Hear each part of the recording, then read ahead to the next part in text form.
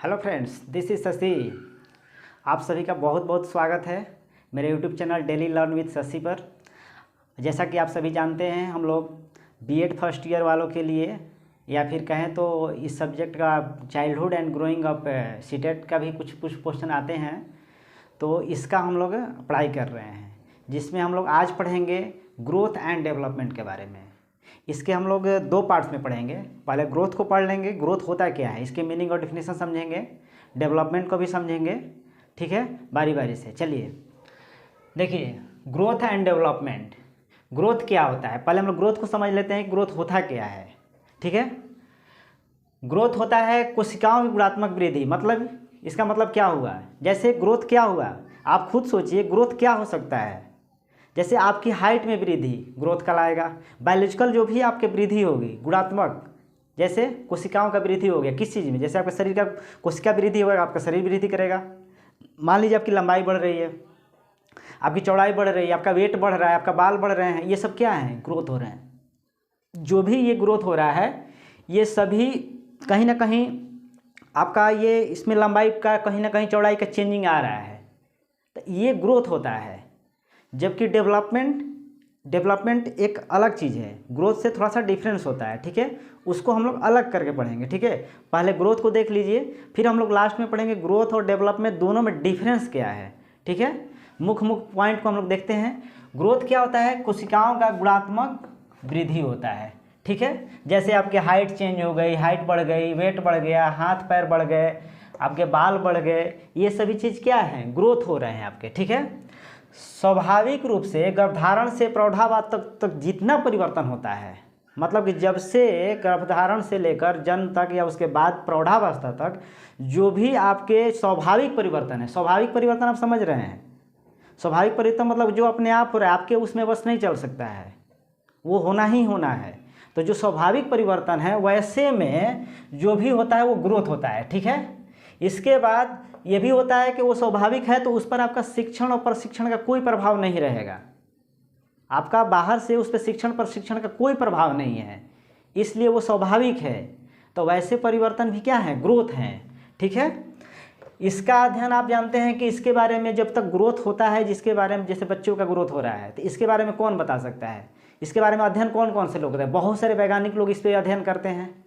ये पॉइंट भी बहुत ध्यान देने वाली बात है कि ग्रोथ जब तक वृद्धि नहीं होगी तो आप कैसे पता करेंगे कि इस वृद्धि के हिसाब से क्या परिवर्तन आया, इसमें फिर क्या परिवर्तन आया।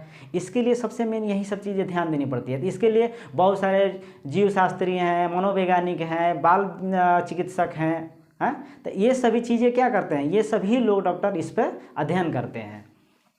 इसके अलावा देखते हैं, शिक्षा का मुख्य उद्देश्य बालकों के व्यक्तित्व में प्रगतिशील परिवर्तन जो हो रहा है वो वृद्धि के प्रकृति से ही हम पता कर सकते हैं कि जो शिक्षा का हमारा उद्देश्य क्या है कि बच्चों में प्रगतिशील परिवर्तन लाएं। तो वो कब पता चलेगा कि उसमें वृद्धि जो हो रहा है उसके प्रकृति के हिसाब से उस उम्र में क्या चाहिए, उसके बाद क्या चाहिए, जैसे जैसे उसकी शेप आकार साइज सब बढ़ रही है उसके हिसाब से उनके लिए क्या जरूरी है, तभी हमारा शिक्षा का उद्देश्य पूरा हो पाएगा। अगर हम बच्चों को पढ़ाते हैं तो बच्चों के लिए जो ऐसे बड़ों को पढ़ाते हैं वैसे हम नहीं पढ़ा सकते हैं। जैसे मैं अभी आप लोगों को बता रहा हूँ, आप शिक्षक बनने वाले हैं, लेकिन क्या मैं इसी तरह बच्चों को बता दूंगा तो वो समझ पाएंगे। इसीलिए जो बच्चे की वृद्धि की प्रकृति है उसी के हिसाब से हम आगे की शिक्षण का या फिर शिक्षा का महत्व जो हमारा उद्देश्य है वो पूरा हो पाता है। ठीक है, आगे देखिए,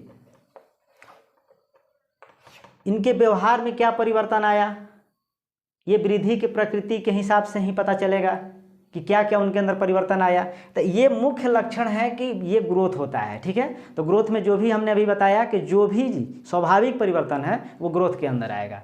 कुछ वैज्ञानिकों का भी अपना मानना था, कुछ उन लोगों का अपना राय है। देखिए क्या है, फ्रैंक एक वैज्ञानिक हैं, फ्रैंक कहते हैं कि वृद्धि से आशय कोशिकाओं में होने वाली वृद्धि जैसे लंबाई, बाल का बढ़ना, इन सब चीज़ों से है, जबकि विकास का प्राणी में संपूर्ण परिवर्तन है। ये कौन कहते हैं, ये फ्रैंक कहते हैं।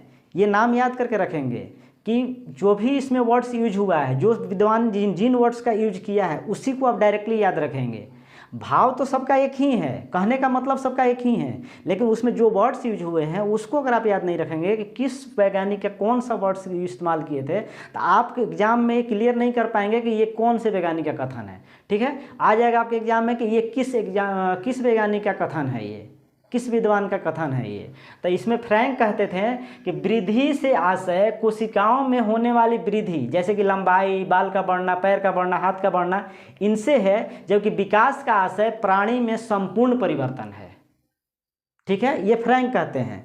जबकि दूसरे वैज्ञानिक मेरिडिथ ये क्या कहते हैं कि कुछ लेखक, ये डायरेक्ट आप याद करके रखेंगे, ऐसे ही जैसे स्टेटमेंट इन्होंने दिया हुआ है कि कुछ लेखक वृद्धि का प्रयोग आकार वृद्धि के अर्थ में करते हैं और विकास का प्रयोग विभेदीकरण या विशिष्टीकरण के लिए करते हैं। ये मेरिडिथ बोलते हैं कि कुछ लेखक वृद्धि का प्रयोग आकार के वृद्धि के अर्थ में करते हैं, विकास का प्रयोग विभेदीकरण या विशिष्टीकरण के अर्थ में करते हैं। तो ये जो वृद्धि के ग्रोथ के जो दृष्टिकोण इनका था, फ्रैंक और मेरिडिथ का, इन दोनों का आप अलग अलग स्टेटमेंट याद रखेंगे। अब हम लोग आगे पढ़ेंगे कि डेवलपमेंट क्या होता है, फिर दोनों का डिफरेंस क्या होता है, इसको अलग पढ़ेंगे। ठीक है।